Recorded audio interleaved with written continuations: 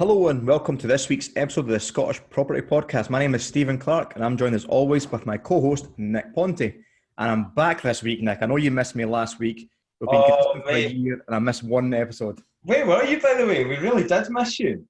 I was taking a wee family break, a week up north, which still involved quite a bit of work, but that was good to get away.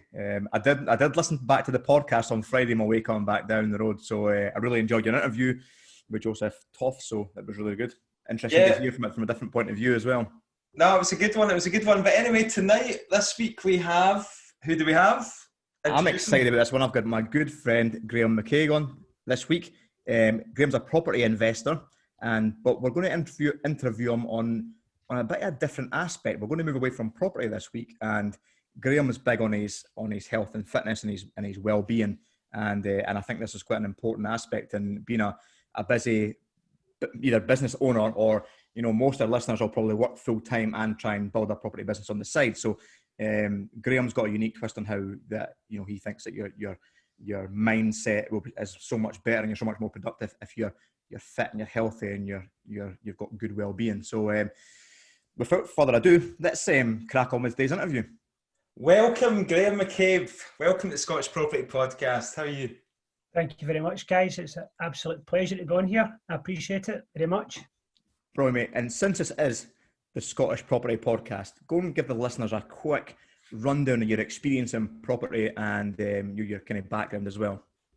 Okay, so my experience in property is not as active as you guys, that's for sure. But I first got into property must be about 6 years ago now, where I bought my first house. And it was in a place called Milton Acampsey. Bought the house up, did a renovation on it, and realised that I added a bit of value. Didn't really know what I was doing. I didn't do that with the intention of adding value. I just wanted to make it nicer. Then realised that I could sell it and make a wee bit of money. So I did. It was a 3-bed house. I decided to sell it because I was in there myself and I didn't really need it. So I decided to sell it. And then when I sold that, I had a bit of money in the bank, and then I bought another flat that I got over in the Paisley area that I rented out. And then I used the money that I had left over to basically do up other houses. I bought another house with that money as well. And then I then kind of realised that this could be something where it could definitely be a good business to do. And to cut a long story short, I thought I was going to be a millionaire within a couple of years. But it wasn't the case. Soon realised that I needed a bit more money and I needed to keep working. One thing I did, that when I got into the property game, I decided to leave my job, and I wanted to go out and I wanted to try and do the renovations. But I soon realised that I should have kept my job because it's a lot easier getting the properties when you have a bit more money coming in. So that was a wee bit of my start in property. What made you think you were going to be a millionaire? Was it something you saw on YouTube or something like that? Some people like that were driving about in Lamborghinis and all that? You know what it's like. You know what it's like. You hear a lot of people where they make things sound easy. Mm-hmm. And obviously when you actually get into it, you realise that you can't expect to come into something after only doing it for 6 months and expect to be the best at it. So I kind of soon realised that I would maybe go back to the drawing board, and then it would maybe take me a wee bit more time to become a millionaire. I'm still going to be a millionaire though, so don't forget about that. And you do see property and property investment as your way to wealth and wealth creation, don't you? Oh, I definitely feel as if it's not my passion, but I know that the money that I'm making just now, I want to use that to always add to my portfolio. That's what I want to do, because I do know that the properties that I do have, I'm doing well with them because they make me money. They're going up in value, and I don't really do much with them, which is good. So I just know that I want to make more money so that I can continue to do that, and that's my plan. You've got a service accommodation unit as well, haven't you, Graham? Yeah, so actually the service accommodation is not technically mine, it's a close family member. Right. So when I kind of learned a wee bit more about the ways to raise kind of money, I suggested to the family member that you could take money out in the house, so you could basically release equity on the house. And the plan was that if you released the equity, then I could get my joiner friend to do up the garage that was outside. and we converted that into a 2-bed holiday home. So it's got an ensuite. Sorry, it's not got an ensuite. It's just got a separate bathroom, a separate shower room.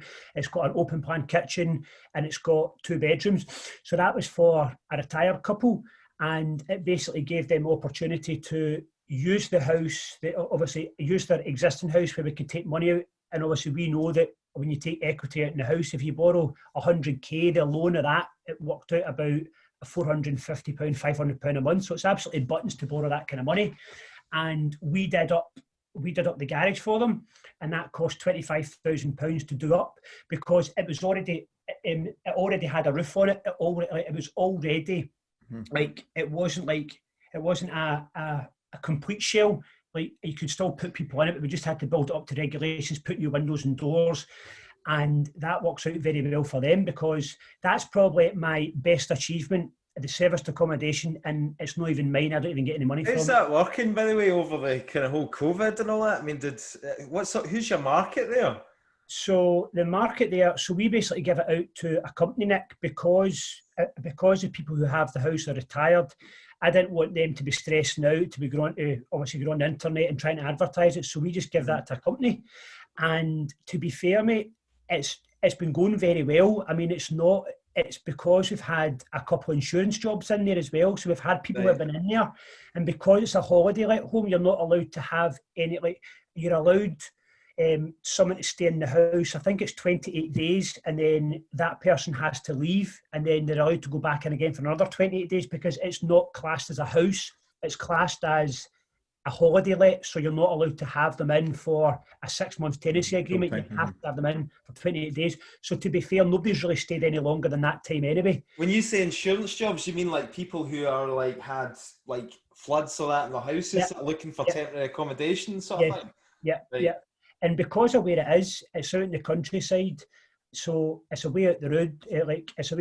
It's just in Milton Campsie, and it's a nice setting. So anytime anyone comes up to the house and they want to have a look at it, they just say, "Oh, we definitely want it." So, and it works quite well with that as well, because it's good money with insurance jobs, because obviously they're paying it, and the person in the house is not actually paying it. We've actually had a couple of times where people have been in and they don't want to leave because they like it that much. Right.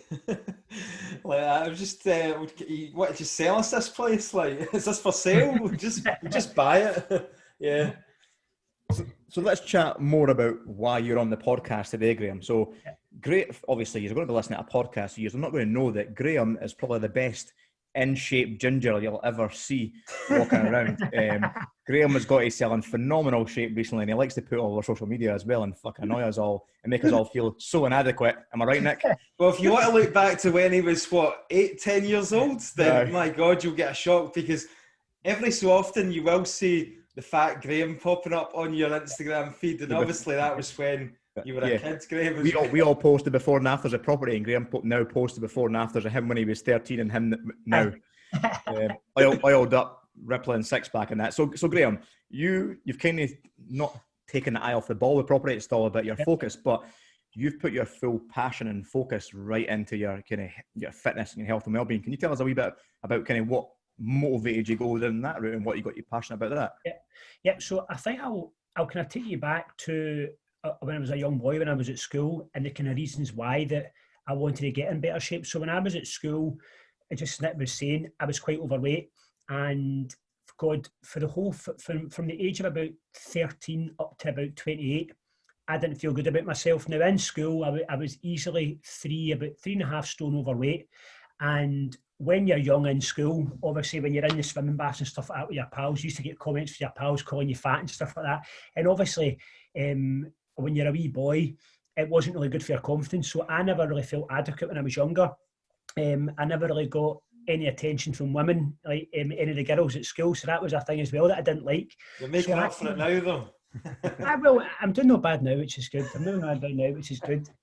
But that was my motivation to start with. At the start, I never really got any attention from women, and I just wanted to feel better about myself. So I went on my own diet where I simply just basically cut out crap. I cut out crap in terms of the crisps and the chocolate. I stopped having fast food. I used to get my dad just to make me a sandwich to take to school with me. I never drank fizzy drinks. I swapped that for water. and I just exercise more. So I used to go along and I used to train my brother's football team, but I was only a wee boy, but I used to go there just to get my steps up. And I lost about 3 stone off my own back by simply just not eating crap. And then that was about the age of 16. I did that. From the age of 16 and 17, I basically got myself in a good shape at the time, and I thought, so that was the kind of first time when I thought to myself, right, I feel a lot better, I feel a lot more confident. But even then, like, I still felt as if that I wanted a dream body. Like, I'd always wanted a six-pack because I used to see people and I just could see what, if you have a good body or if you look after yourself, I could see these people. I used to think they were arrogant, but it wasn't that. It was just they were confident, and I think it's good to feel confident in yourself.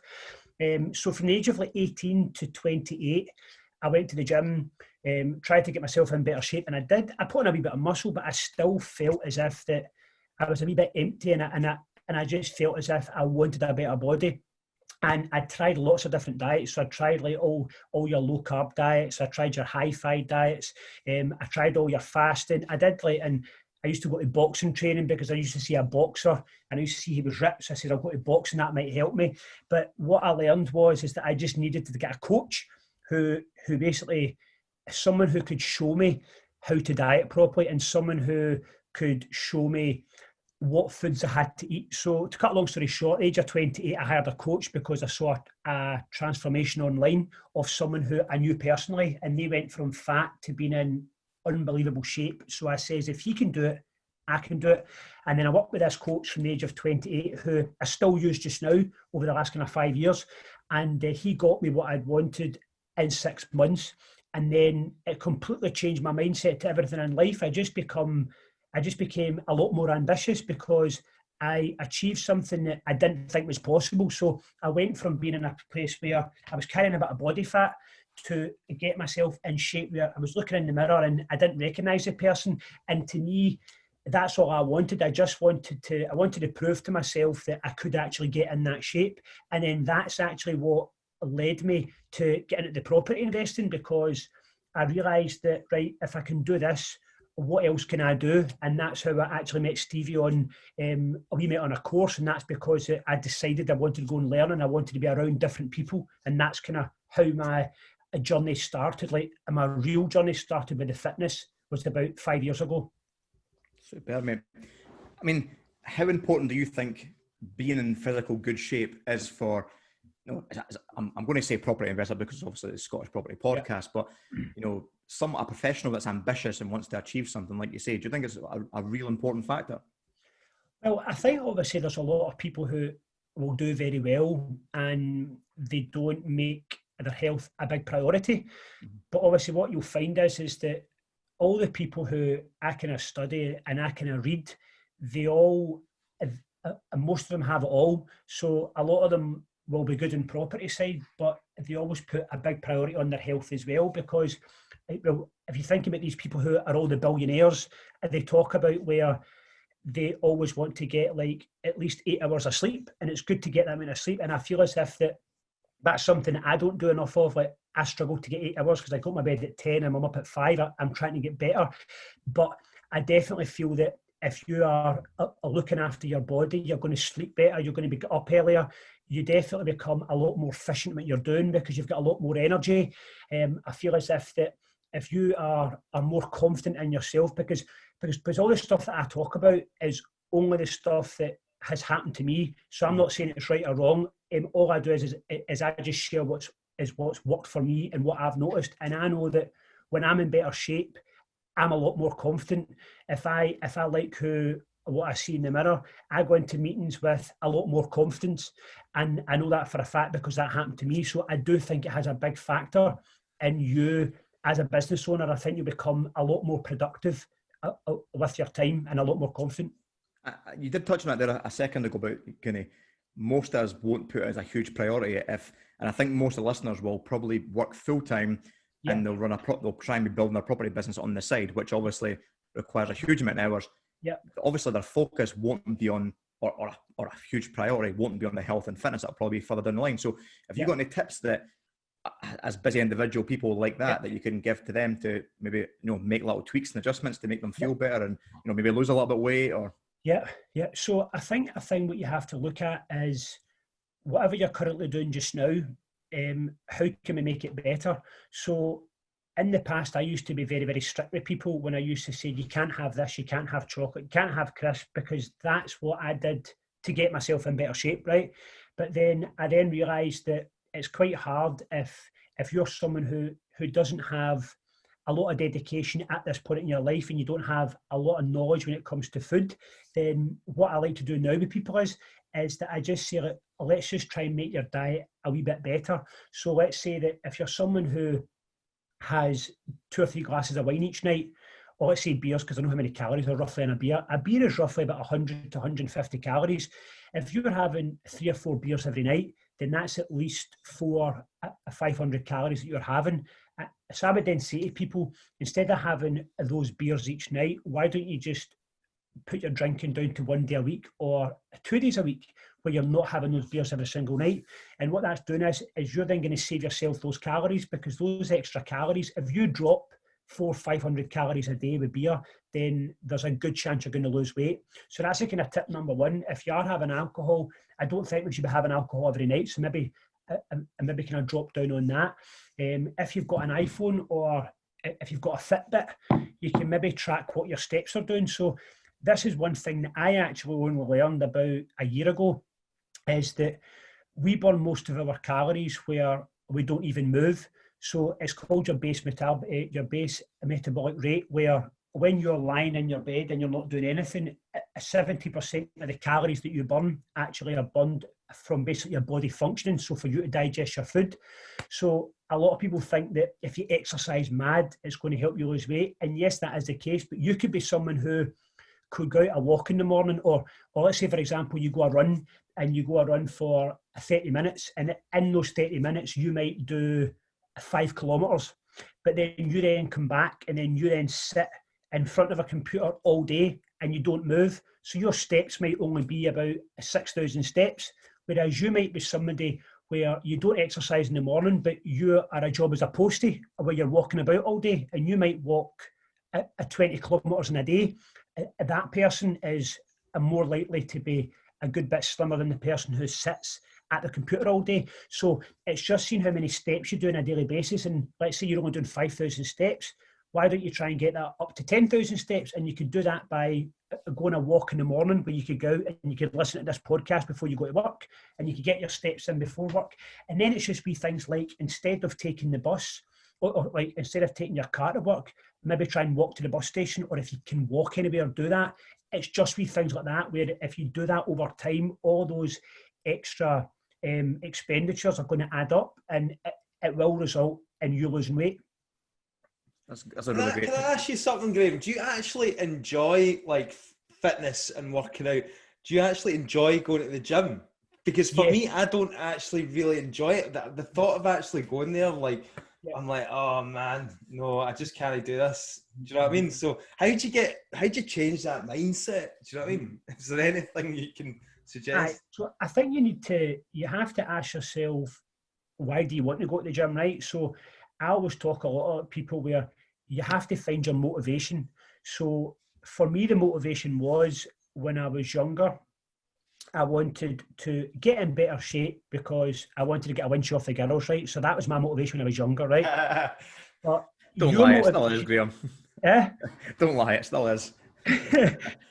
Your motivation could be that you have got 2 kids and your kids are about 5 or 6 years old, and over the last 3 to 4 years, you've put on 2 to 3 stone, and your son wants to go and play football with you down at the park, and you go down and you go and play football with your son, and you're puffing and panting, and you can only last 10-15 minutes, and then your son says, come on dad, let's go and play a bit longer, and you say, no son, I can't, I need to go back in the house, and it's because you're unfit.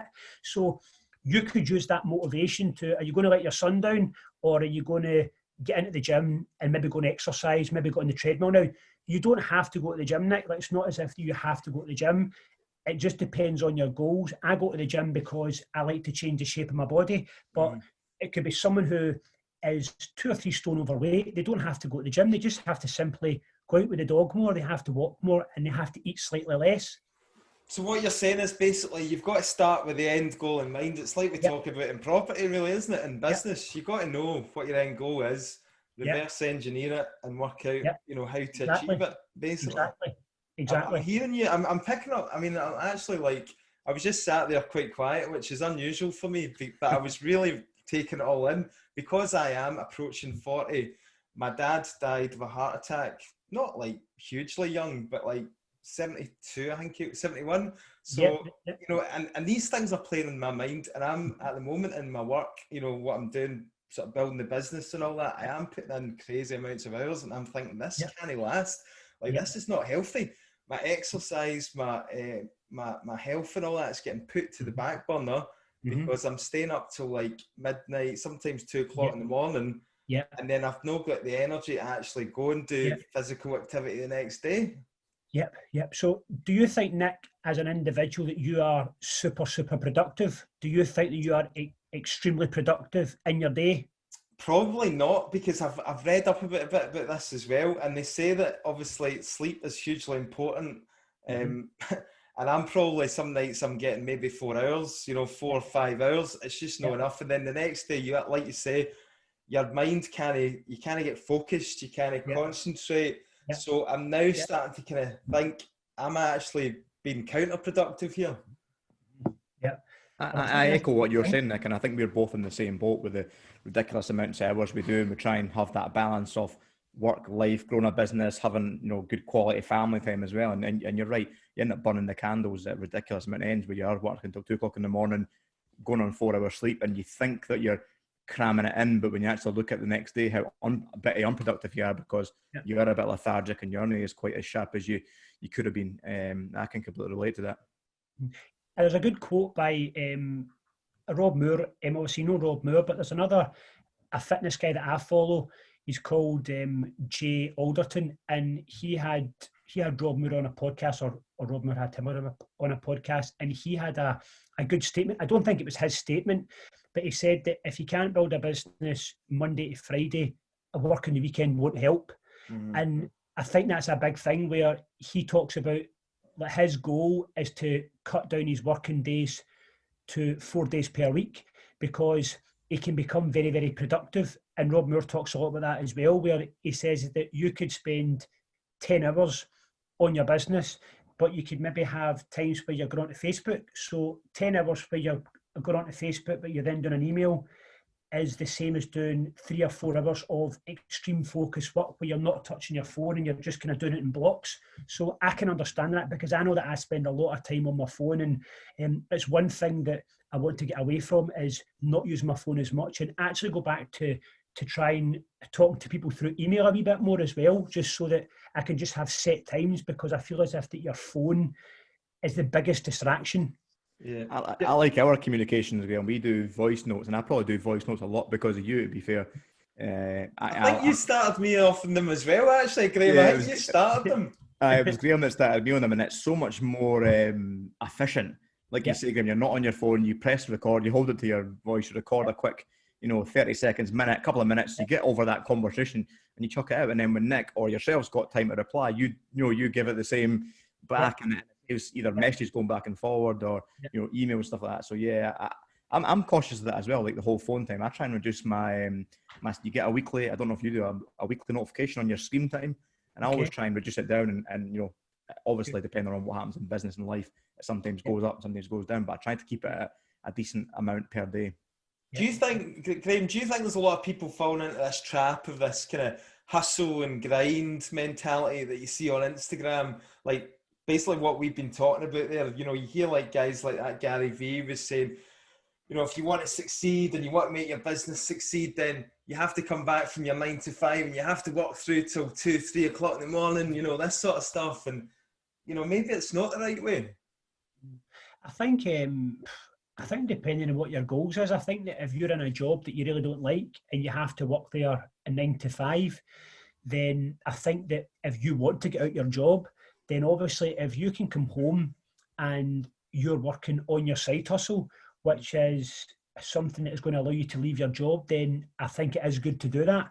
But if you feel as if you're coming home just to work on something, just so you can say that you're working for the sake of it, I don't think there's any point in that. I think that you definitely want to work on your side hustle as much as you can, if it is like your escape from the rat race, or it's just get you out of something you don't like.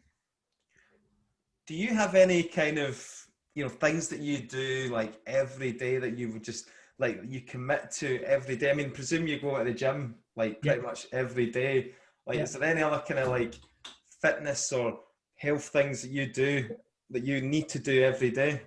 Yeah. So a big thing that I like to do will be at least 5 days is that when I get up in the morning, I usually train and first thing in the morning. So what I do is that my alarm goes off at 5 to 5, and then what I do is that I go through to the kitchen, and then I get a water bottle like this, which is about 0.8 litres, and I boil the kettle, and I then get a lemon, I squeeze a lemon, and I put a lemon into my water, so that the water is just like, it's hot, but it's not too hot that I can't drink it. And then I'll then put in like a green supplement. And then what I do is that I drink that water near enough all in a winner. So I drink near enough like a litre in one go. And if you dub in lemon water, it's very, very good for your gut, because it basically gets your insides kind of ready to rumble for you to start digesting your food. So it kind of acts as a little bit of a cleanse.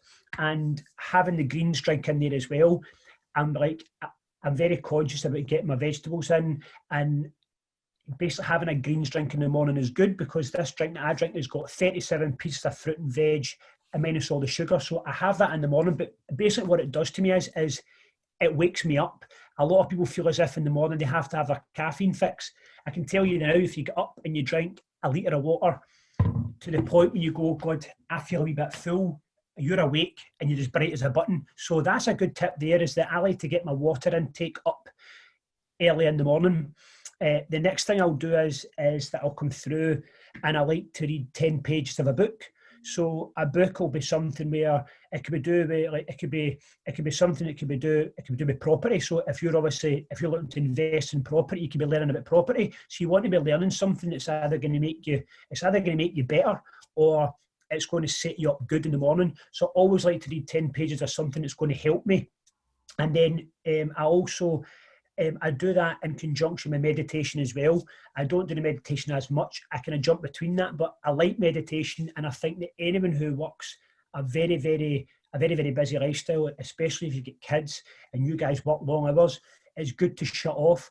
And you don't have to do meditation where it's in complete silence. A meditation for you can be a walk where you go away and you just shut off. So I think that doing those kind of things is very, very good to your well-being, to your mental state as well, because you know yourself, if you get up in the morning and if you start off the day by reading something good or something that's going to help you learn, it will definitely have an effect on the rest of the day. Don't turn on the news. Try not look at your phone, because you'll turn on the news and all you're going to get update just now is the coronavirus, and it's all negative crap. And I don't want to say that I'm Mr. Positive, but I can now see like a big difference when I look at things, where I can hear if it's going to help me or it's not going to help me, and if it's not, then I kind of do my best to either not take it in or just kind of get away from it.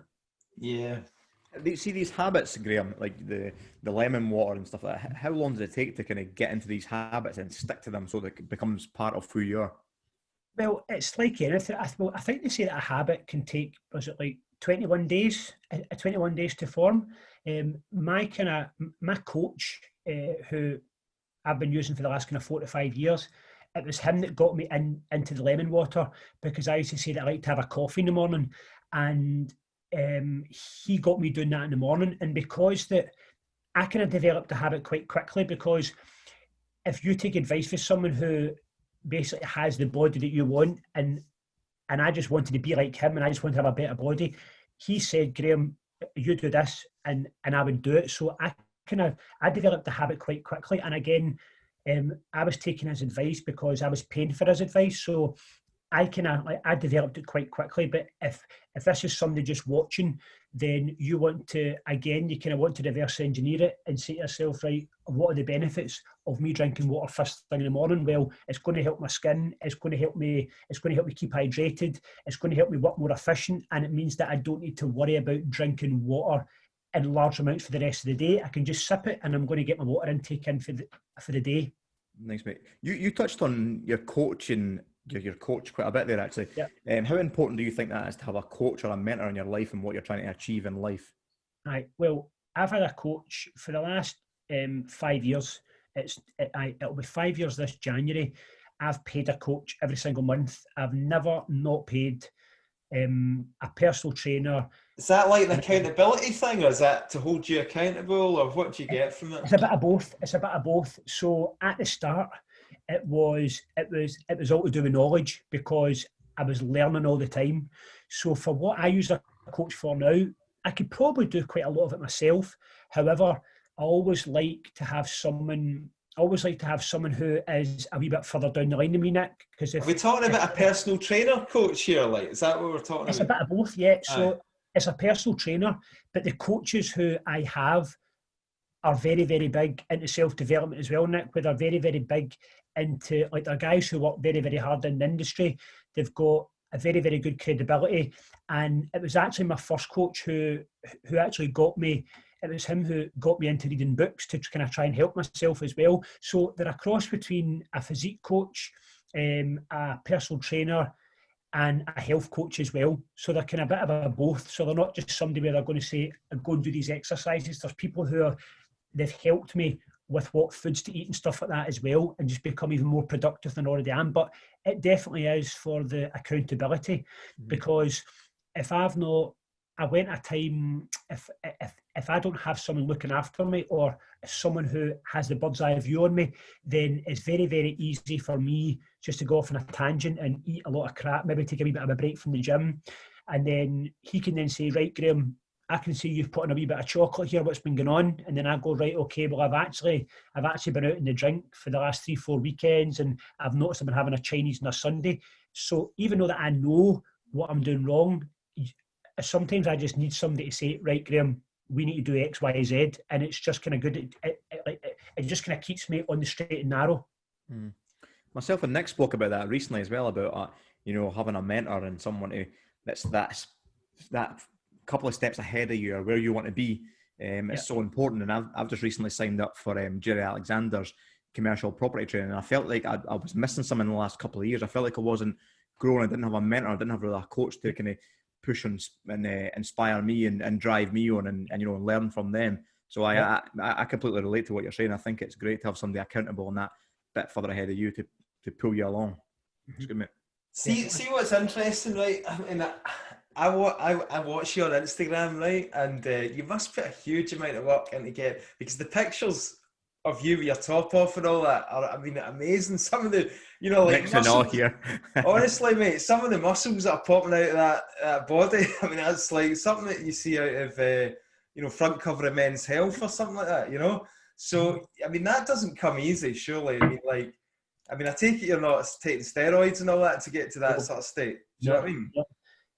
No, but you know what? I had a funny feeling that you were going to ask this question on this call, and it's strange because I've actually got a post already written up that I'm going to share with people, and I know that when I do share this, I'm going to get quite a lot of people coming out the woodwork and saying things, but I always like to be honest. So I don't take steroids now. I took steroids once in my life when I was 21 years old, just before I went to Australia. I took these wee tablets and I got it from a guy in the gym. And the reason why that I thought you might ask it, and the reason why that I'm going to share this, because if anyone's watching this who is young, anyone, or it don't even have to be young, anyone who's watching this who is thinking about doing that, is that I wish that I had someone like me now saying to me, Graham, you don't need to take that to get the body that you want. I took that because I didn't understand what foods to eat. I didn't understand how to cut my calories. I didn't understand how to train properly. I basically saw a big guy in the gym and he sold them to me, and I took them because I saw him do it. And then when I got my coach, I was very, very embarrassed to tell him that. And he says, look, mate, don't worry about it, because it's all to do with the people you're around, and you only know what you know, and you don't know what you don't know.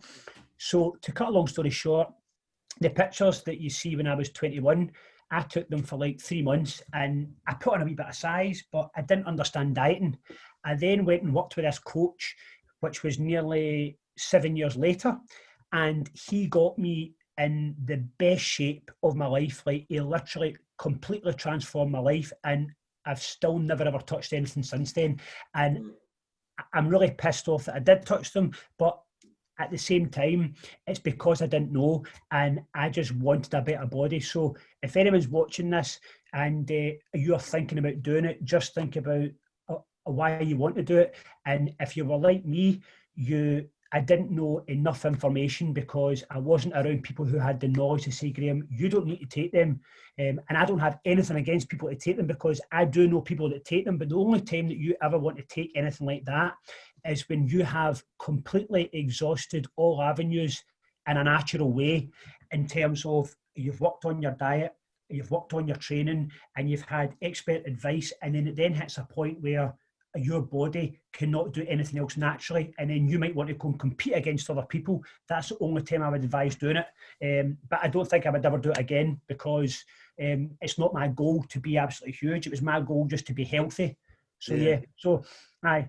So there must be pretty rife still in a lot of these gyms. A lot of guys taking them though, but you know, yeah. But no, that's cool, man. I mean, actually, just while we're on the kind of whole, well, taking things and supplements and all that, one of the things that I see on your Instagram stories is you mixed in these fizzy drinks. Is it fizz sticks or something like that? Yeah. So like, you know, what's the benefits of taking stuff like that? Is that good for you? I mean, like, I presume they're kind of all quite legal. I saw that sort of stuff there, is that's just got a natural dose of caffeine. So when I speak to people, and people who want to get in better shape, I always say to them now, because I'm educated a bit more on it, I always say, don't waste your money on supplements at the start, right?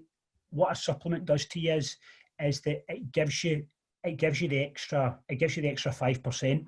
So if you're someone who, well, your diet's a bag of shit, and you're eating crisps and chocolate, and then I'm then asking you to take a fat burning supplement, if you take a fat burning supplement, but you're still eating 1,000 calories extra over what you should be eating, then the fat burning supplement is not going to do anything. So I would say to people, these supplements definitely help, because I take them. I take them now because I just want the kind of wee extra kind of 5%. And if you think about professional athletes take supplements, and the reason why they take supplements is because they want to push their bodies to the absolute limit in the most natural way. So they definitely do work the supplements, but there's obviously ones that don't. But again, I'm not an expert in all the supplements. I just listened to a podcast. It was that Jordan Belfort, the Wolf of Wall Street, and he had that guy on. He was talking about that Bulletproof coffee. Yeah. So I don't know if you've ever tried that before, but they were talking about how this Bulletproof coffee, it gives you this clarity and this kind of. Yeah. I don't know. Have you ever tried that before? I've heard of it. I've never used the proper Bulletproof coffee, so you can actually buy the stuff online. I've never used the proper thing, but I think a lot of people like to have it because they don't eat breakfast with it. But I've actually got somebody who just signed up for my coaching there, and I never realised how many calories he had in this drink. But he was putting butter in it. He was putting butter. He was putting in some other kind of coconut oil with the coffee, and he put it into the app MyFitnessPal, and he was having 500 calories in a coffee. So I was saying to him, because he was looking to lose weight, and I say, right, you can keep having your Bulletproof coffee, but let's just try and get rid of 350 calories of that butter and that olive oil, of that coconut oil. So I think they might be good. I don't know enough about them, but I think a lot of people think that I'm going to have this coconut oil, I'm going to have this a Bulletproof coffee, and it's the hidden secret. And a lot of the time, it's not. It's just our diet. But I have heard that it has got an effect on your focus. But I mean, I'm getting suckered into all this stuff. Like, I can understand how a lot of people get sucked into the whole property training stuff and the gurus and that, because at the moment, you know, I'm a little bit overweight, I'm 2 stone overweight, I'm now looking about for answers, and I'm looking for these quick fixes, and that's why I'm coming across stuff like that. Do you know what I mean? But I mean, I know in the back of my head that there's no easy way, right? If there was an easy way, then, you know, the guy who's got the secret magic formula, you know, there is no easy way in life. It's hard work like anything else, right? Or it's making changes and consistently taking action. Definitely. But I think as well, Nick, it's something where if you're looking to lose a bit of weight, then all you need to do is you need to look at what you're doing. So you either do 2 things. You either reduce the amount of food you're eating. So if you feel as if that you're eating a bit of crap, then see for a week, just track your food. So there's an app called MyFitnessPal. It's free, and you can put in what you eat on a daily basis. So what to do is, if you track what you eat for a week, and then you can see what you're eating. Now, let's say, for example, you're eating 2,500 calories, and then you then look at your step count on your phone, and you're only doing 5,000 steps a day, then you can either increase your steps to maybe get those steps up to 10,000, and that might be enough to just basically start you losing a bit of weight. Or you could do both. You could increase your steps, and then you could just drop your calories by 300 calories a day, where it means that stop having 2 bags of crisps or whatever it is. And if you do that, then that's a great way for you to lose weight, and you don't have to think, oh God, I need to go to the gym, or God, I need to be super, super strict. Because I don't say to people that I want you to give up all the junk. I just say, let's just look at ways that we can reduce it a little bit so that you can still keep doing what you're doing, so that you don't feel as if that you can't have things. All we're doing is that we're just trying to do it in a discreet way, so that it's not like a big deal to you. Cool. What's all this with the latest kind of trends in the gym, right? It used to be that, you know, people would go and, you know, they wanted to get fit and all that and look good. They would hammer it out in the treadmill, you know, loads of cardio and all that. But now you just see people like basically pumping iron, doing these big weights, like weightlifting and all that. So there seems to be a bit of change there, right? Yeah. I think it's I think it was like me when I was at school. I just assumed that in order for you to lose weight, in order for you to get a better body, you had to do lots and lots and lots of cardio. So you had to train, you had to run, you had to cycle, you had to box, you had to swim. And I think now a lot of people, I think it's got a lot to do with Instagram and things like that, where a lot of people see people with obviously really good bodies. And they've obviously, if you think of people like your Arnold Schwarzenegger, those kind of guys, they lifted weights. And if you want to get a better body, like if you want to change the shape of your body, so say for example you wanted to develop a broader shoulders, or you wanted to develop like a bigger set of arms, you're not going to get that on a treadmill, because on the treadmill you're going to lose weight, so you're going to lose fat. But in order for you to develop a better body, you want to do some kind of resistance training. So that's where you want to kind of try and put some load onto your muscles, and that will then help you develop a better body. Because a lot of people now, Nick, obviously want to look good. And I know what you're saying, where that you've not got any motivation to get into the gym. But what I say to people is that I never had the motivation at the start. I just wanted the outcome. So you might go on the treadmill and you might lose a bit of weight, and then you might feel good, and then that might just give you the wee bit of the kick to say, right, well, I would maybe go to the gym now. And then what happens is that you then get into the gym, and then you then start to learn a little bit about dieting, and then you then start to do exercises with weights, and then you then start to see a t-shirt that you used to wear is now a wee bit tighter, but you then look in the mirror and you go, that gives you the boost, like what you were saying before is like about the confidence boost, yeah? So you're feeling good about yourself, you're going to meetings and you're like, yeah, I can see how it does. I just need to get my fucking finger out and get my ass into gear. And I feel very out of my depth here, because I'm talking to a fitness coach here, and I'm talking to a bloody martial arts instructor, ninja kids as well. So do you know what I mean? These guys haven't got a problem, but I have. No, mate, I'm sitting here with a dad bod as well now, don't worry. Graham, what's the future holding for you, mate? Where do you see I mean, you can say you achieved what you want to achieve. where your fitness and your well-being, or you want to keep pushing further, and obviously vice versa on your property as well. Yep. So I think in terms of the fitness side of things at the moment, I just like to be healthy. So I was meant to be doing a bodybuilding show in March time, but then the coronavirus happened. So basically, you have to get like rubbed up with all the oil and all that, and like you need to get rolled up. If you're listening to the podcast, Nick's rubbing his man breasts while he was doing the actions. You're really turning me on now. By the way, I need to come to this show. So I was meant to be doing one. It was actually up in Inverness, the first one, but it all got cancelled because of COVID. So I was a wee bit.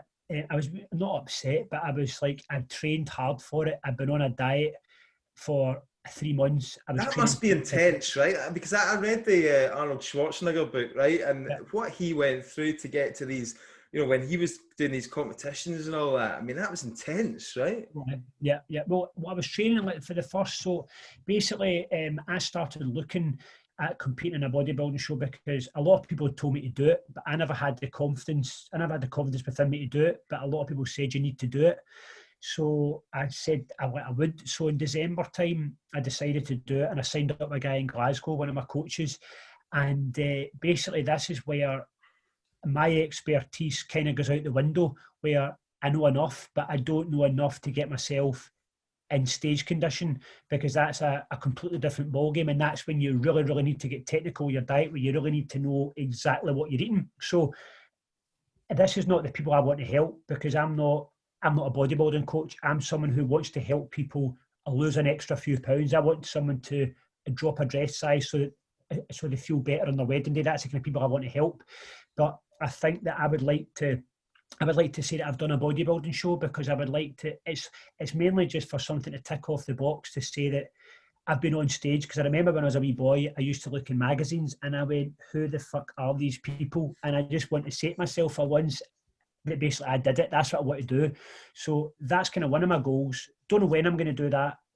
It will definitely be next year, but it takes a bit of commitment, obviously, because you have to be quite strict in what you do. And then coming to the last kind of 6 weeks to the bodybuilding show, you really need to be strict with your food, and you can't really, it's quite difficult to go out and eat out as much because it's a wee bit hard to track stuff. So that's the kind of fitness side of things. I think that's my kind of goal just now, but at the moment is to maintain good health. In terms of the business side of things, so I don't know if you guys know, but Stevie knows, but I'm still a civil engineer, where I run my civil engineering business. I've been doing that for the last kind of 10 years. I work 10 hours a day on that, and I was gonna leave that and say I'm not gonna do that, but I've built up a lot of good relationships over the years, and there's a lot of opportunities in construction that I would still like to dabble into. And because that I've got a different mindset, because I'm healthier, I feel a lot more confident. I now look at things where instead of going into work, I would say I can't be bothered with this. I now look at it and say, right, there's a lot of opportunities here that I would like to tap into. So my goal is that at Christmas time, when I finish this contract, I'll still be doing stuff within construction, and I'm then going to focus on my online coaching business as well. But also, just so that I've got the insurance ticket, I'm going to complete my personal training certificate so that I've got that, because I've been coached for the last 5 years of great people, but I just want to have the ticket to say that I've got that, so that I can coach people as well, in person as well, because I would really like to help people on that front as well. Cool. Sounds so great, mate. You're looking to, obviously, you've got the coaching, you want to try and take on some kind of new clients and stuff like that to help out. Yeah, definitely. Good stuff. So they can probably, the best place is probably Instagram to follow your kind of daily updates and your pictures and that and your stories. What happened to you, by the way? What happened to all your hip hop? I was going to ask the exact same question there. Used to love that shit, man. So did I, mate. I think you should bring that back as well. Stop being so serious. You know, the reason why that I will tell you why I don't get the hip hop, because see, the time when I was doing that, Nick, that's when I left construction. And I was just in my own bubble, and I know that, like, it sounds a bit cliche, right, and it sounds a bit cheesy, but it's all to do with the people that you spend your time around. That's who you become now. I work in construction. I work with great people, but me, like, I'm not myself all the time. Whereas, see, when I was out and about and I was doing the property where I was doing the renovations, I was about myself all the time. I felt that was really, really you. Like, I felt that you were just like not giving a shit, and it was so comedy to watch, man. It was so funny.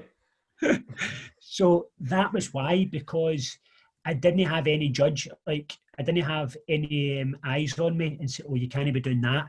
And that's one thing that I would say to people is that if you're in a job where you can't be yourself, then you want to do your best to try and get out it. And I just feel as if that I'm not completely me. But then when I was out and about doing myself, is that you just gave less fucks, and I was having great fun. So that's probably because I was having a lot of fun. So it'll come back. That must be hard for people though, like you say. It must be difficult for people who are in a corporate job, you know, and they feel like, oh, what if my boss is watching me or something? And like now you're obviously in charge of like multi-million-pound building sites and all that. Do you know what I mean? And like doing some serious work. So if one of your clients picks up the phone and you're rolling along the motorway and you're driving along the motorway listening to P Diddy and rapping away, man. It's like you know, I is so, but I still I definitely don't care as much as I did when I was younger. But I think that is a big part of it. It's like if you're in an environment, it's quite hard to be completely yourself, because you do have you might need to be a certain person, and it's a pain in the neck, but sometimes that's what you have to go through at the start, don't you? Yeah, totally understand it, man. Who would you say, sorry, just a couple more questions from me. Who would you say inspires you then? Who do you kind of look up to, and, you know, kind of autobiographies that you've read and stuff like that? So I've read quite a few. Now, I think everyone will know because of the rapping, but my hero is 50 Cent. I do love 50 Cent. So that was when I was a wee boy. I just used to love him. But then as I got older, if anyone who just thinks that 50 Cent is just a rapper, then you need to go and actually go and do a wee bit of homework on him, because he is quite an interesting character. I mean, he's a rapper, but he's an actor. He's now got his own TV show, and I really respect him a lot, because he is somebody who he works constantly, but you can tell that those kind of people, the people who work constantly, who absolutely love what they do, you can tell, and you can tell it's not work. So he definitely inspires me. He's probably my biggest inspiration, to be honest with you. I would say, and I love to follow people like your Arnold Schwarzenegger as well. I think it's good to talk about him, because he said that he used the principles of bodybuilding and good diet to basically get himself as an actor to win Hollywood films. He used the same principles in bodybuilding to become the governor of LA. He says that he used all those principles to develop a strong mindset. So yeah, that was an amazing book. That I didn't realise how much a businessman and obviously how much property and stuff the guy's done. That was amazing to learn about that. Cool. I think he was also buying commercial planes, and he was renting the planes out as well. And that's kind of stuff that you didn't understand that these people do. You think they're just a stupid movie star, but he's a very clever cookie, that's for sure. Totally. Cool. No, it's good, man. Good chat. Stephen, you got any more? No, mate. No, I was loving that there. It was really, really good. And I knew you were going to say 50 Cent as well, since I've heard you rapping 50 Cent. I just want to say, obviously before we end, is like if anyone's watching this from my audience as well, obviously these are two guys that I've kind of known now. I would probably say, like, I've known Steve a bit more, but probably close Stevie now to 4 years, Stevie, and then Nick probably 3-4.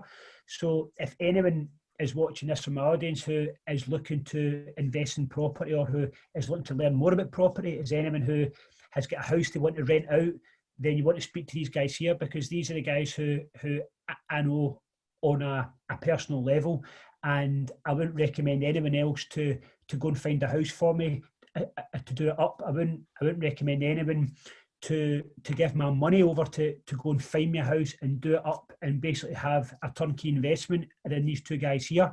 So I would definitely look into them if this is something you want to do yourself. Cheers, man. That's much appreciated. That's really kind of you. You and Stevie were the poster boys for the property protege for a while, weren't you? You two were kind of... The ginger models. I kept my clothes on, Graham took them off. Listen, mate, where's the best place for people to reach you and all that? Give us your Instagram handle and tags and all the rest of it. Yeah, I'll do that. So basically, just obviously get me on Facebook. On Facebook is Graham MaCaig, and on Instagram it's Coach Graham. If you just search for me for Graham MaCaig, I'll be on there too. And on LinkedIn as well, I'm on there as Graham MaCaig as well. So I kind of try and usually my Instagram is mainly my kind of fitness posts, and my Facebook is kind of fitness, and LinkedIn is a bit of everything. LinkedIn's a bit of everything. Well, I'll look forward to seeing these pictures of you rubbed up in oil, mate. So I'll be looking out for them. Listen, next, really enjoyed this interview. Thanks very much. I found that really interesting, mate. It's actually motivated me. I pay £200 a month for a bloody David Lloyd membership at the gym. So it's actually motivated me to try and get my ass into gear, get down the gym, get myself sorted out, and try and achieve some sort of make a goal. I think, like you said, is the first thing, isn't it? Just start, mate. And if you need any help whatsoever, mate, just give me a message. I'm more than happy to help, buddy. Brilliant, mate. Inspiring as always. Thanks very much for coming on. Appreciate it. Thank you very much, guys. It's been a pleasure. Really appreciate it. Have a nice night. Cheers, Graham.